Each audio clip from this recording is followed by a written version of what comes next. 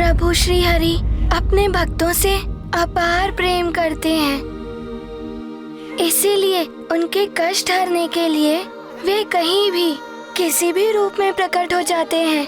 इसीलिए पुत्र, क्योंकि भगवान सदैव अपने भक्तों को अपने से भी उच्च स्थान देते हैं। परंतु माता, यदि भगवान ना हो तो भक्तों का अस्तित्व असंभव है ना? पुत्र, भक्त और भगवान एक दूसरे के पूरक हैं, इसीलिए हम दोनों के ही कथन अपने अपने स्थान पर सर्वथा उचित है। पुत्र हनुमान, तुमने इस पर ध्यान दिया कि अब तक के प्रभु श्री हरि के सभी अवतारों में संसार के जीवन चक्र के विकास का सार भी छुपा हुआ है। सृष्टि के प्रारंभ में संसार में जल तत्व की ही प्रधानता थी, वही जीवन प्रारंभ हुआ। इसीलिए प्रभु विष्णु जी का प्रथम अवतार जल में मत्स्य के रूप में हुआ। फिर जल और थल पे विचरण करने वाले कूर्म रूप में द्वितीय, फिर थल पर ही रहने वाले निम्न श्रेणी के पशु वराह रूप में तृतीय अवतार लिया।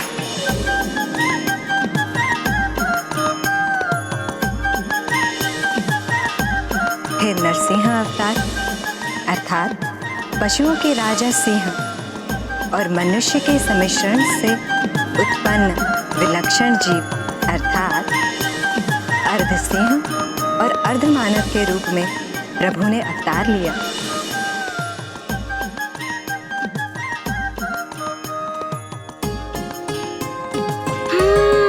समझ गया माता। इसीलिए जीवन के विस्तार के क्रम के अनुसार प्रभु श्री हरि का आगामी अवतार मनुष्य के रूप में होना था।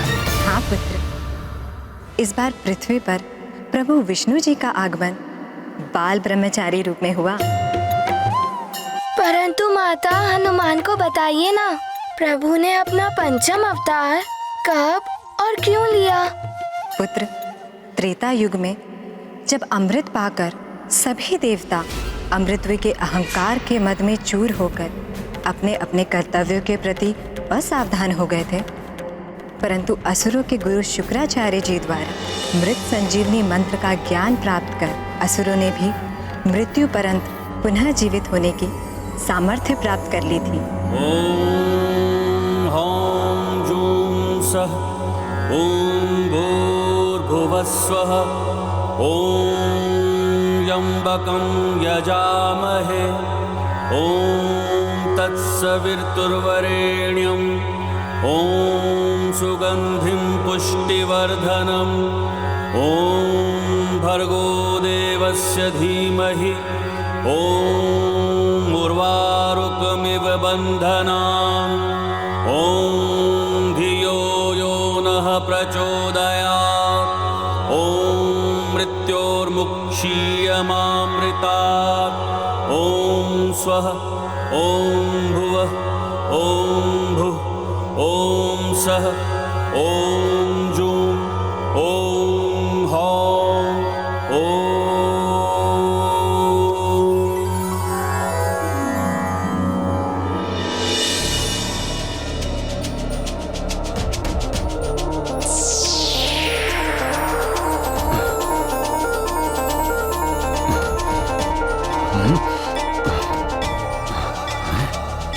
अरे, हम पुनः जीवित हो गए। हम पुनः जीवित हो गए। अरे, हम पुनः जीवित हो गए। हम पुनः जीवित हो गए। फिर देवताओं से युद्ध में रक्त असुर सेना हताहत होकर भी पुनर्जीवित होने लगी। देवता परास्त हो गए थे और अपना बचाव सुनिश्चित करने के लिए उन्हें अपना स्वर्ग छोड़ने पर बाध्य होना पड़ा। तब स्वर्ग और पृथ्वी पर विजय पाकर हिरण्यकश्यपु की चौथी पीढ़ी के वंशज चक्रवर्ती असुर सम्राट बलि त्रिलोकों के अधिराज बन गए। फिर क्या हुआ माता? फिर गुरु शुक्राचार्य के सुझाव पर राजा बलि ने अश्वमेघ यज्ञ का अनुष्ठान किया, जिससे देवताओं पर असुरों की श्रेष्ठता अनंत काल के लिए स्थिर हो जाए। अर्थात माता, अच्छाई पर बुराई की प्रभुता सदा के लिए स्थापित करने का प्रयास था ये? हाँ पुत्र, देवताओं की ऐसी दीनहीन अवस्था उनकी माता अदिति से देखी नहीं गई। तब उन्होंने देवताओं के पुनर्उद्धार के लिए प्रभु विष्णु जी की प्रार्थना प्रारंभ की और दीर्घ काल तक उनकी तपस्या का अद्भुत फल उन्हें प्राप्त हुआ। ओम नारायणाय नमः। ओम नारायणाय नमः। ओम नारायणाय नमः। ओम नारायणाय नमः। ओम नारायणाय नमः। ओम नारायणाय नमः। ओम नारायणाय नमः। ओम नारायणाय नमः।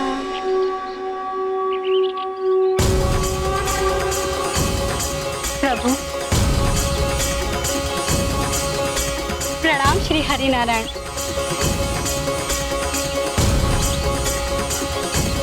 कल्याण हो देवी अदिति। प्रभु, इस माँ का हृदय अपने पुत्रों की लाचार अवस्था देखकर अत्यंत व्यथित है। आप ही उनकी सहायता कर सकते हैं प्रभु। आपकी इच्छा अवश्य पूर्ण होगी देवी, परंतु देवताओं को भी सजगतापूर्ण पद के अनुरूप व्यवहार कर अपने पद के योग्य बने रहना होगा, क्योंकि योग्यता खोते ही व्यक्ति के उस पद पर स्थित रहने का अधिकार स्वतः नष्ट हो जाता है। अपने पद के दायित्व भुलाकर देवताओं के भोग विलास में पूर्णतः लिप्त रहने के कारण ही असुरों को अपनी शक्ति में वृद्धि का अवसर प्राप्त हुआ। प्रभु, मैं वचन देती हूँ कि देवताओं के पद का दायित्व मैं स्वयं उन्हें समझाऊंगी। अपना दोष तो उन्हें स्वयं ज्ञात हो गया, जिसका उन्हें पछतावा भी है, परंतु अपनी खोई हुई प्रतिष्ठा लौटाने में उन्हें आपकी सहायता की आवश्यकता है प्रभु। आप चिंता न करें देवी, मैं एक माता की व्यथा समझता हूं, इसीलिए आपके मातृत्व का आदर करते हुए मैं आपके पुत्र के रूप में अवतार लूंगा और देवताओं और मनुष्य जाति का उद्धार करूंगा। जिसकी इच्छा थी उससे कहीं अधिक प्राप्त हो गया प्रभु। आपको अपने पुत्र के रूप में पाकर ये मां धन्य हो गई। आपकी ये भक्ति, आपकी कृपा पाकर कृतार्थ हुई प्रभु। कल्याण।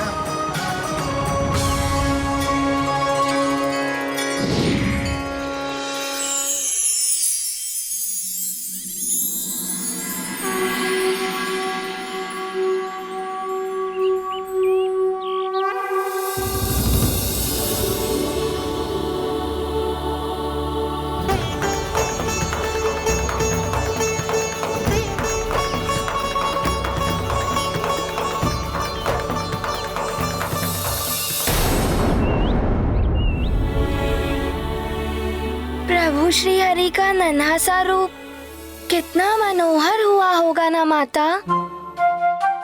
परंतु उनके इस अवतार को क्या नाम मिला और इसके उपरांत क्या हुआ? पुत्र स्वयं स्वामी अर्थात ब्रह्मा जी द्वारा प्रभु विष्णु जी के इस रूप का नामकरण हुआ और जगत में प्रभु विष्णु जी का यह रूप वामन नाम के अवतार से प्रसिद्ध हुआ। माता, हनुमान ये समझ नहीं पा रहा है कि एक नन्हे से बालक के रूप में प्रभु विष्णु जी समस्त देवताओं को पुनः स्वर्ग लौटाने में कैसे सहायक बने। उस पराक्रमी योद्धा चक्रवर्ती असुर सम्राट बलि से युद्ध कैसे किया उन्होंने? यदि व्यक्ति का उद्देश्य शुद्ध एवं धर्मोचित हो तो व्यक्ति के दोष भी उसकी शक्ति बन जाते हैं। इसीलिए किसी की क्षमता का आंकलन कभी भी उसके कद या उसकी शारीरिक बनावट से कदापि नहीं करना चाहिए, अन्यथा इस त्रुटि का भारी मूल्य चुकाना पड़ सकता है। और ऐसी ही भूल चक्रवर्ती असुर सम्राट राजा बलि भी कर बैठा। कैसी भूल माता? जब राजा बलि गुरु शुक्राचार्य के निर्देशानुसार उनकी देखरेख में अश्वमेध यज्ञ का आयोजन कर रहे थे और यज्ञ की पूर्ति में ब्राह्मणों को दान देने की एकमात्र अंतिम रीति शेष थी, तब प्रभु विष्णु जी के वामन अवतार ने यज्ञ वाटिका में प्रवेश किया।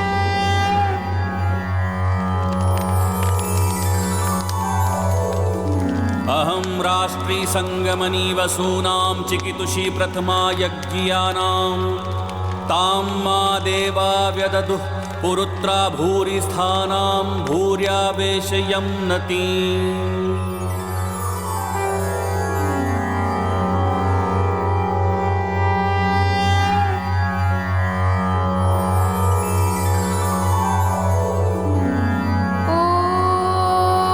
सहनावतु सहनो भुनक्तु सह वीर्यं करवावहे तेजस्विनावधीतम् अस्तु मा विद्विषावहे।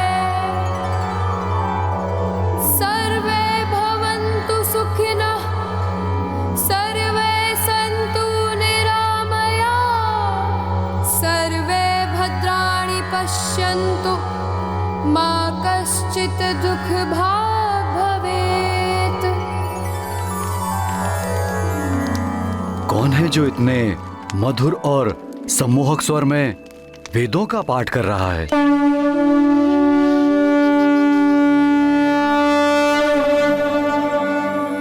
प्रणाम ब्राह्मण श्रेष्ठ। आप जैसे दिव्य ज्ञान संपन्न अद्भुत अलौकिक व्यक्तित्व के मेरे इस अश्वमेध यज्ञ के आयोजन में पधारने से मैं राजा बलि कृतार्थ हुआ। मुझे विश्वास है आपकी कृपा से मेरा ये यज्ञ अवश्य सफल होगा। परंतु सर्वप्रथम इतना बताने की कृपा अवश्य करें कि आप कौन हैं। ब्राह्मण श्रेष्ठ, अपना परिचय देने की कृपा करें। अपना नाम बताएं विप्रवर। राजन, संसार के समस्त नाम मेरे ही तो है। कौन सा नाम बताऊं आपको? वैसे भी व्यक्ति की पहचान उसके कर्मों से होती है, नाम से नहीं। इतना बताने की कृपा करें ब्राह्मण श्रेष्ठ कि आप आए कहां से हैं, आपका निवास कहां है। बाल ब्रह्मचारी का कोई ठौर कहां, जहां उसके पग थम जाते हैं वही उसका गांव हो जाता है। राजन, तो मैं आपको कैसे बताऊं कि मेरा निवास कहां का है? हाँ, आप यह अवश्य कह सकते हैं कि मैं समस्त ब्रह्मांड का हूं और संपूर्ण ब्रह्मांड ही मेरा निवास स्थान है। आपका कथन सर्वथा उचित है ब्राह्मण श्रेष्ठ। हे विप्रवर, अपने यज्ञ को पूर्ण करने हेतु मैं दान कर पुण्य लाभ प्राप्त कर रहा हूं। आप आज्ञा दें, मैं आपके लिए क्या प्रस्तुत करूं? राजन, आप क्या दे सकते हैं मुझे? बहुमूल्य रत्न, मूल्यवान आभूषण, रथ, वस्त्र, खेत, आपके रहने हेतु प्रासाद, संपूर्ण ग्राम, सुंदर सेविकाएं, जो आपकी इच्छा हो मांग लीजिए। मैं सहर्ष आपको प्रदान करूंगा। भोग विलास की इन वस्तुओं का मेरे लिए क्या उपयोग राजन? धन, संपत्ति, वाहन इत्यादि सांसारिक क्रियाकलाप में लीन मनुष्यों की आवश्यकताएं पूर्ण करते हैं। मैं ठहरा एक बाल ब्रह्मचारी। आपका विनम्र प्रस्ताव पाकर मैं आपका कृतज्ञ हूँ राजन, परंतु जिनका भी आपने नाम लिया मैं उन्हें स्वीकार नहीं कर सकता। परंतु मेरे द्वार से आप जैसा बाल ब्रह्मचारी तपस्वी रिक्त हाथ वापस कैसे जा सकता है? ऐसा कैसे संभव है? कुछ तो होगा जिसकी आपको आवश्यकता हो और मैं दान कर सकूं। आपकी जो भी इच्छा होगी मैं सहर्ष प्रदान करूंगा। तो राजन, यदि आप कुछ देना ही चाहते हैं तो मैं आपसे वो सब दान में मांगता हूँ जो मेरे 3 पग में समा जाए, 3 पग में समा जाए, 3 पग में समा जाए, पग में समा जाए।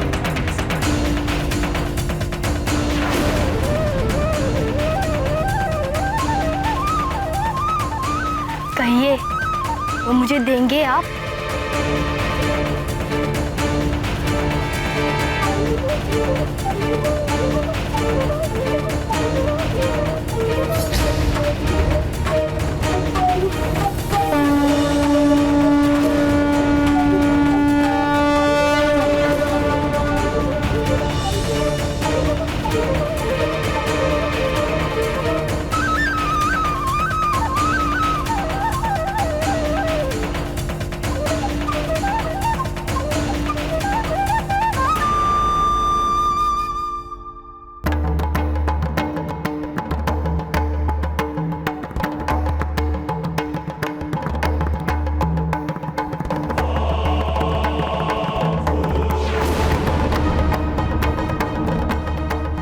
राजा बलि रुक जाइए, राजा बलि रुक जाइए, राजा बलि रुक जाइए, राजा बलि रुक जाइए।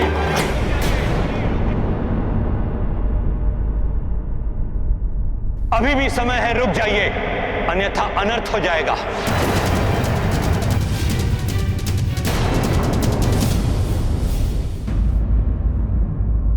सोचिए राजन, आप तीनों लोगों के सम्राट हैं, महान दैत्यराज बलि, जो संसार में कोई भी वस्तु देने में समर्थ है, उनसे मात्र 3 पग में समाने योग्य वस्तुएं कैसे मांग सकता है? गुरुदेव, आप तो स्वयं जानते हैं ऋषि मुनियों के कुछ संकल्प होते हैं, वो उन संकल्प से अधिक कुछ नहीं मांगते। आप समझ नहीं रहे हैं राजन।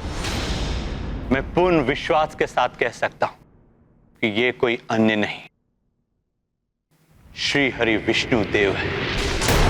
श्री हरि विष्णु देव?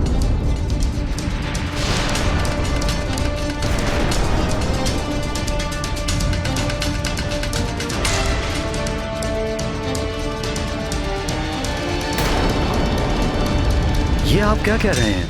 यही सत्य है राजन। ये इंद्र एवं अन्य देवताओं के हित साधन के लिए यहां हैं।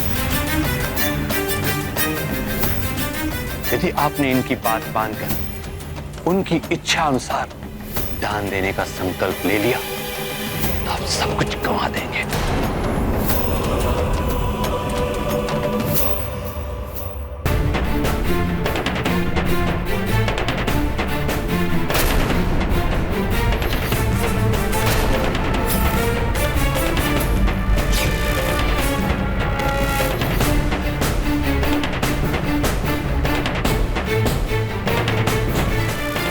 जो अपने गुरु पे विश्वास करता है उसका कभी अहित नहीं होता। विश्वास कीजिए मुझ पर, मत दीजिए दान।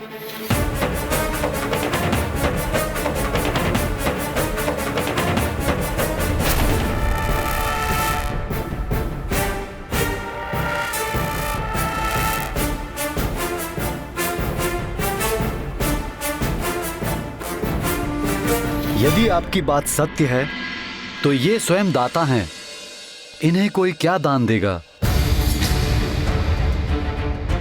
सोचिए गुरुदेव, संपूर्ण संसार जिनके समक्ष हाथ फैलाए खड़ा रहता है, वे आज मेरे समक्ष हाथ फैलाए खड़े हैं। स्वयं प्रभु का हाथ नीचे और मेरा हाथ ऊपर। संसार में ऐसा सौभाग्य तो कदाचित ही किसी को प्राप्त हुआ होगा। ये आपका सौभाग्य नहीं दैत्यराज, दुर्भाग्य होगा। नहीं गुरुदेव, इतिहास के स्वर्णिम अक्षरों में यह लिखा जाएगा कि एक दैत्यराज ऐसा भी था जिसने स्वयं प्रभु को दान दिया।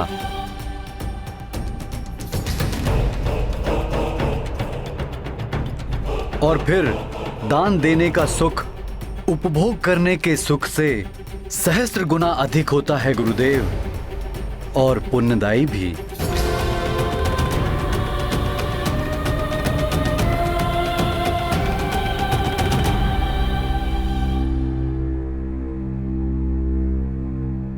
इस विलंब के लिए क्षमा करें विप्रवर।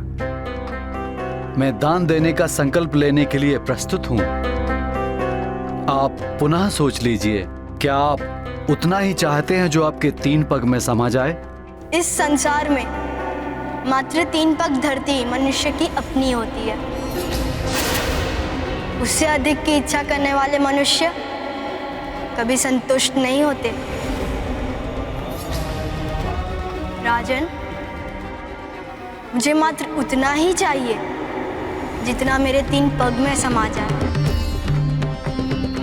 नहीं, मैं ऐसा नहीं होने दूंगा। ये विष्णु देव देवताओं के हितैषी हैं तो मैं असुर गुरु शुक्राचार्य असुरों का हितैषी हूं।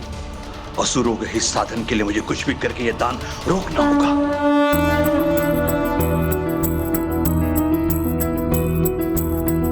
देव प्रतिष्ठा असुर हरे, तब हरि वामन रूप धरे। जो समेती ना पग माए, दान बलि वो कर पाए। दैत्य गुरु पहचान करे, विष्णु वामन रूप धरे। रोके हेतु शुक्राचली, दृढ़ संकल्पा किंतु बली।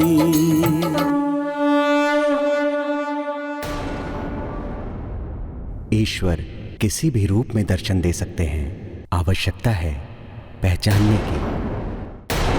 विप्रवर, आपके 3 पग में जो भी समाएगा वो मैं आपको दान देने का ये संकल्प लेता हूं।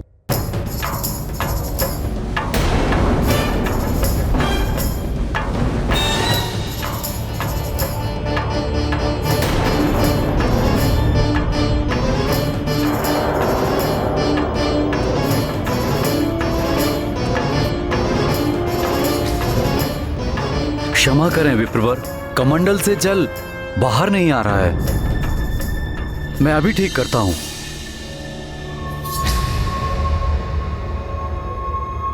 प्रतीत हो रहा है कुछ अवरोध आ गया है कमंडल में। लाइए, अभी ठीक हो जाएगा।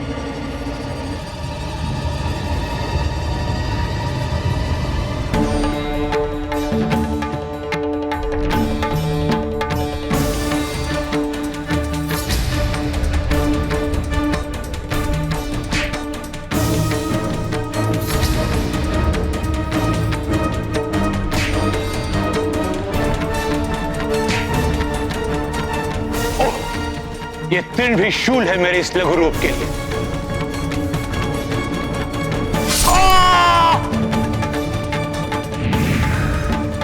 लीजिए, अवरोध हट गया महाराज बलि।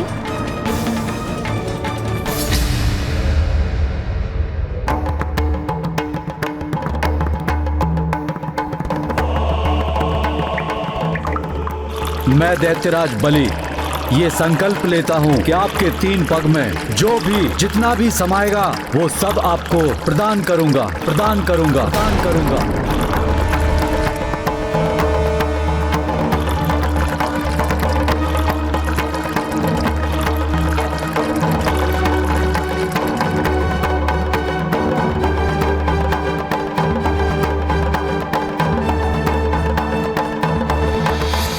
दैत्यराज बलि,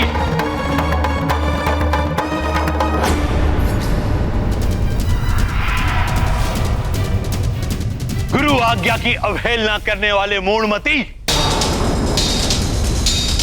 तुम्हारे इस दान को रोकने के प्रयास में मुझे अपना एक नेत्र गंवाना पड़ा।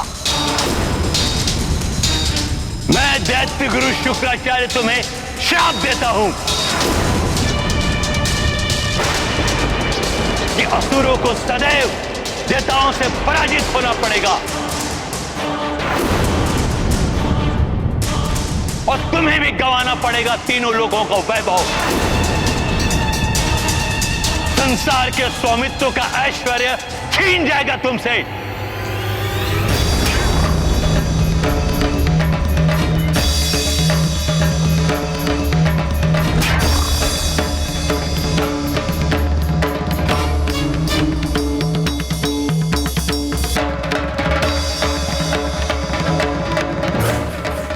मैंने जो भी किया उसके लिए मुझे कोई भी श्राप स्वीकार है गुरुदेव।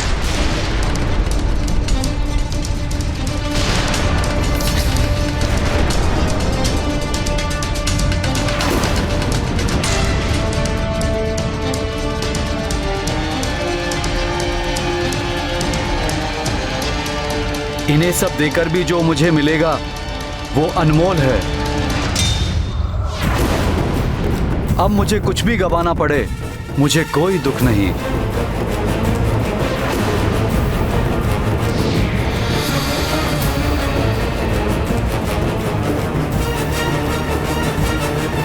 प्रभु श्री वामन जी ने मात्र 3 पग धरती ही मांगी थी। ऐसा क्या हो गया कि गुरुदेव शुक्राचार्य ने महाराज बलि को इतना भीषण शाप दे दिया?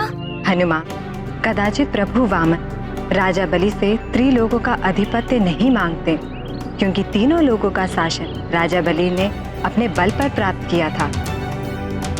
किंतु ईश्वर की लीला हुई और दैत्य गुरु बाध्य हो गए राजा बलि को श्राप देने के लिए। विचित्र है प्रभु की लीला। प्रभु वामन जी ने मात्र 3 पग धरती मांगी थी, फिर कैसे उन्होंने उनसे तीनों लोगों का प्रभुत्व मांग लिया? ये लीला कैसी हुई ये सुनो।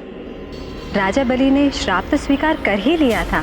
निराश होकर शुक्राचार्य क्रोधावश वहां से चले गए। तब प्रभु श्री वामन के समक्ष राजा बलि ने बड़ी विनम्रता के साथ हाथ जोड़कर विनती की। दान प्रक्रिया में इस व्यवधान के कारण जो भी विलंब हुआ उसके लिए मैं क्षमा प्रार्थी हूँ विप्रवर।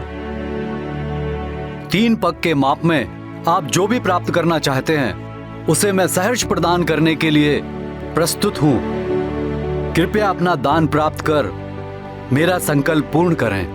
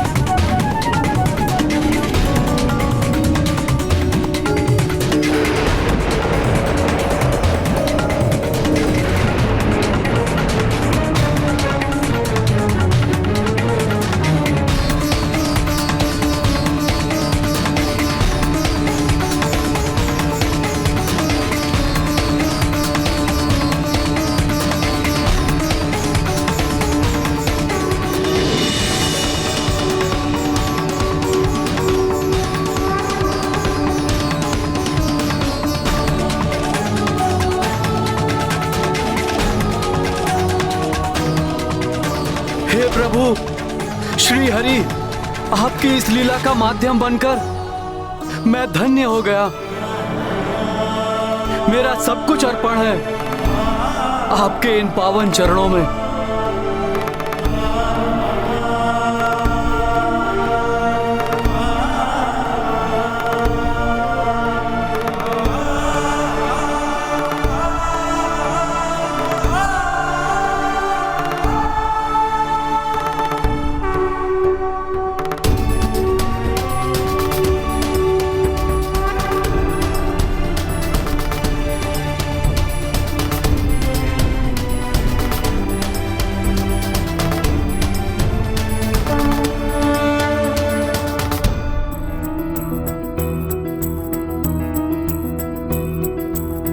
शीतल चंद्रा सूर्य प्रचंड, अंतरिक्ष ब्रह्मांड अखंड, धरती अंबर लोक सबे, वामन 2 पग माय न पै। दृश्य हरि ये दर्शाए, दैत्यराज बलि हर्षाए। हरि की लीला हरि जाने, तीजा पग हरि के पे धरे।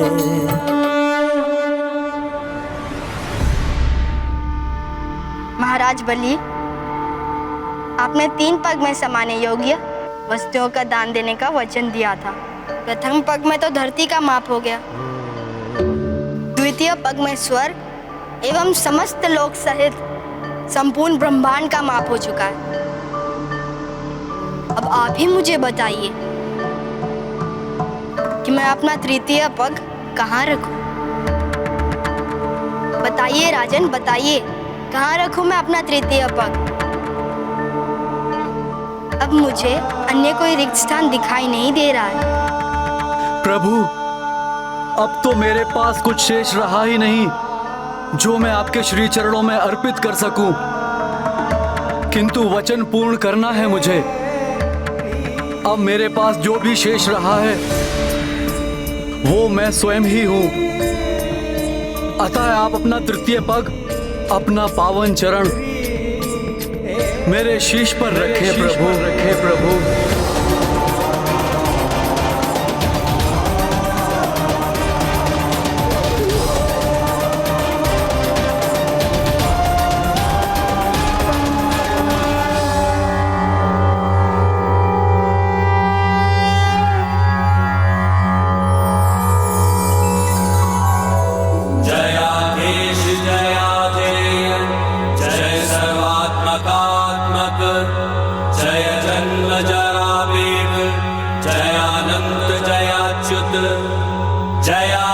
जयामेय जया व्यक्ति स्थिते जय परमार्थार्थ सर्वज्ञ ज्ञान ध्येयात्मनिहसित जया शेष जगत साक्षी जगत कर्तर जगत गुरु जगतोऽस्यन्त कृतदेव स्थिति पालयन्तु जय जय शेष जयाशेष जयाखिल हृदय स्थित जयादिमध्यांत जय सर्वज्ञान निधे जय मुमुक्षुभिर्निर्देश स्वयं दृश्य जयेश्वर योगिनां मुक्तिफलद दमादिगुण भूषण जयाति सूक्ष्म दुर्गेय जय स्थूल जगन्मय जय स्थूलादि सूक्ष्मत्वं जयातीन्द्रिय सेन्द्रिय जय स्वमाया योगस्थ शेष भोग शयाक्षर जय एकदंष्ट्रा प्रांताग्र समुद्र तव सुंदर नृकेसरिन् जयाराति वक्षः स्थल विदारण सांप्रतं जय विश्वात्मन् जय वामन केशव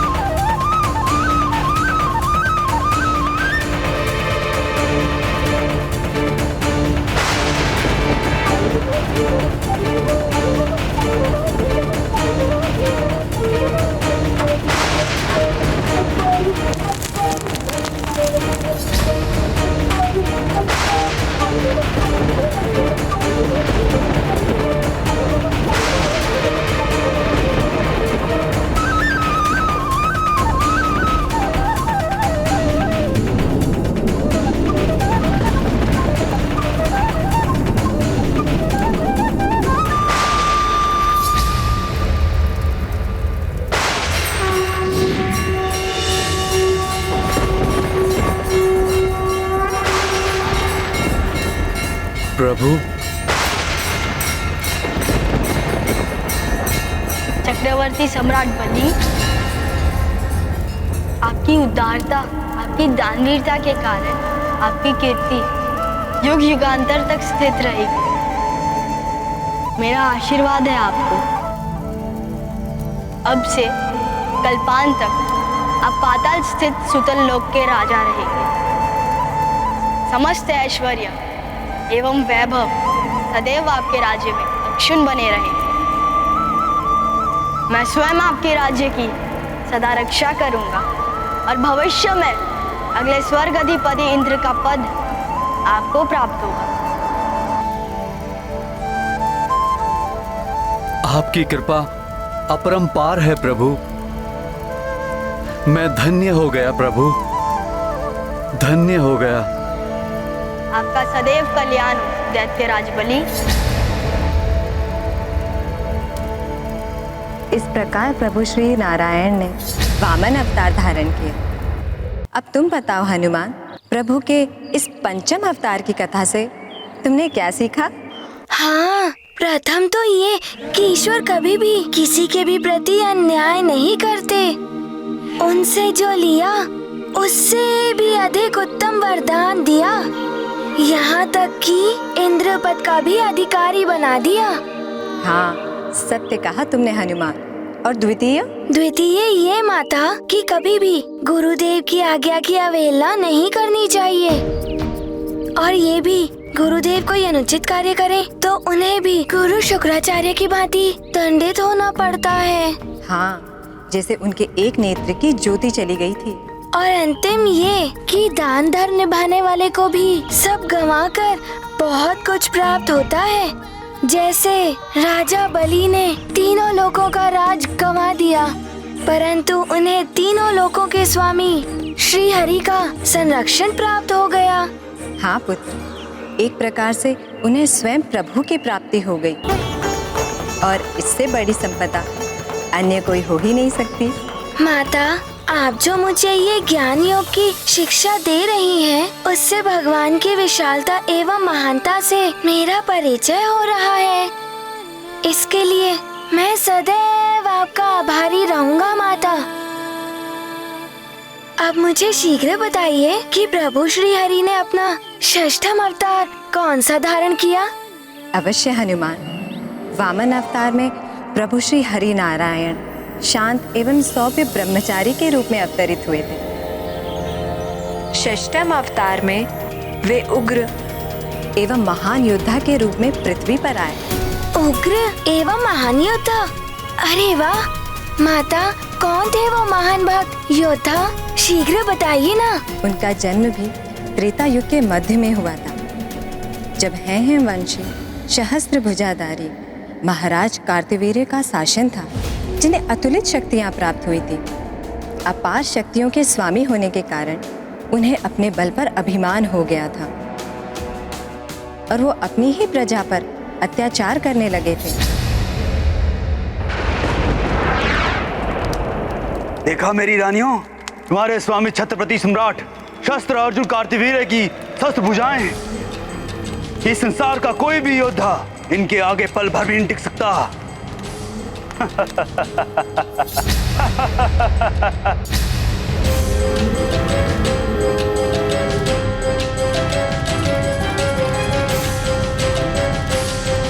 प्रणाम महाराज। प्रणाम महारानियों।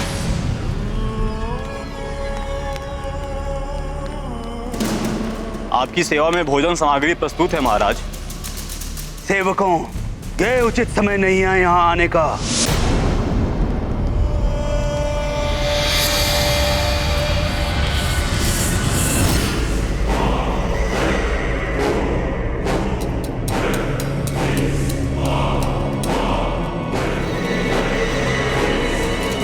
मेरे निजी क्षणों में हस्तक्षेप करने का दंड तुम्हें अवश्य मिलेगा, और तुम सबको मिलेगा।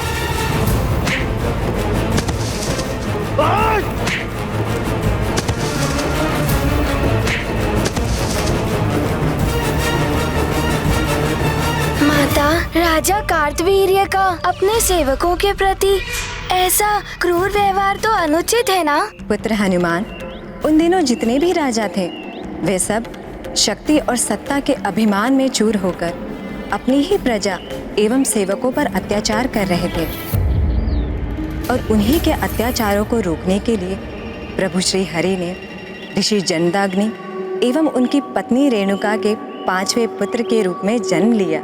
एक ऋषि पुत्र होकर वे एक महान योद्धा कैसे बने माता?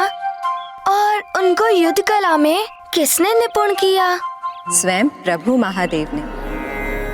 उन्हें युद्ध कौशल ही नहीं सिखाया महादेव ने, अपितु अनेक अस्त्र शस्त्र भी प्रदान किए, जिनसे सज्जित होकर वो ऋषि पुत्र महाशक्तिशाली एवं अजय योद्धा बने।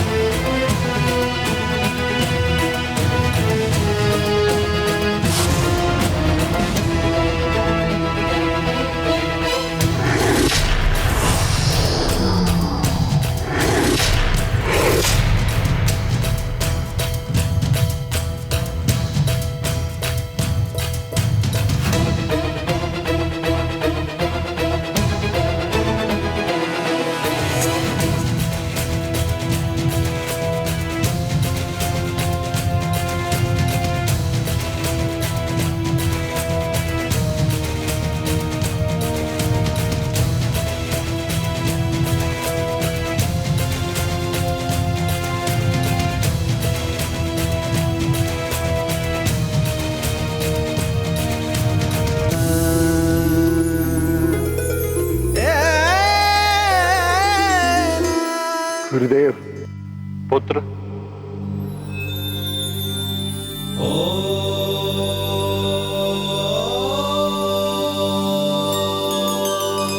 तुमने युद्ध कौशल में अपनी दक्षता का प्रमाण दे दिया है। तुम्हारे कुशल हाथों में आते ही समस्त अस्त्र शस्त्र अपनी पूर्ण क्षमता के साथ अपने लक्ष्य पर वार करते हुए तुम्हारी इच्छा अनुसार संचालित होते हैं।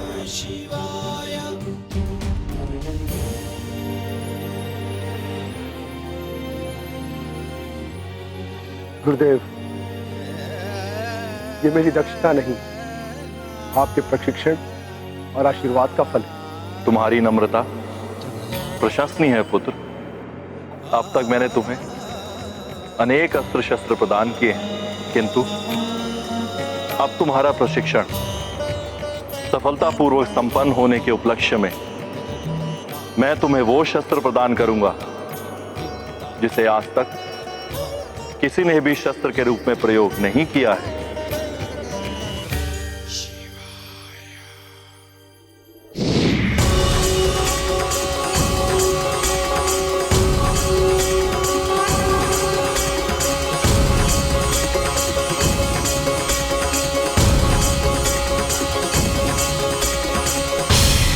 ये परशु तुम्हारी पहचान बनेगा।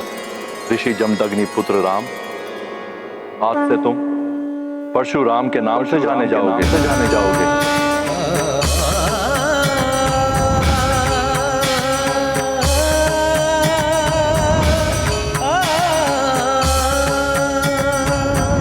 ईश्वर की प्रत्येक लीला में सृष्टि का कल्याण छिपा होता है। राम भक्त महाबली हनुमान को जानना हो तो चैनल को सब्सक्राइब करें और बेल आइकॉन दबाना न भूलें।